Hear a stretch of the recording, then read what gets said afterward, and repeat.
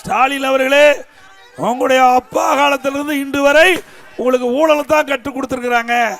இன்றைக்கு திராவிட முன்னேற்ற கழகம் வீரான ஊழல், பூச்சி மருந்து ஊழல், அரிசி பேர ஊழல், சேது சமுத்திரம் திட்ட ஊழல், டூஜி ஸ்பெக்ட்ரம் ஊழல், டாய்லெட்டுங்க கேவலம், கழிப்பற அதுக்கு பராமரிக்க விட்ட ஒப்பந்தத்தில் ஊழல், கேடு கட்ட ஆட்சி தேவையா?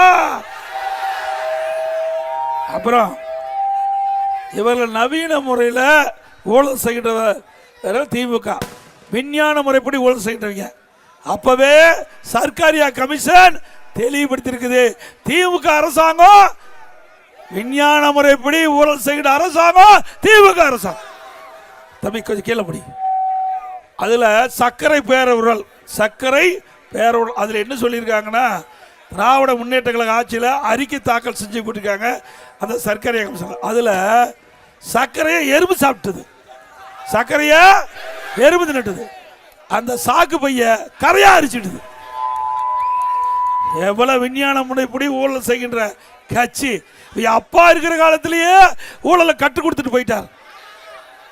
இப்போ மகன் திரு ஸ்டாலின் இன்றைக்கு அதை விட பன்மடங்கு ஊழல் செய்கிறார்.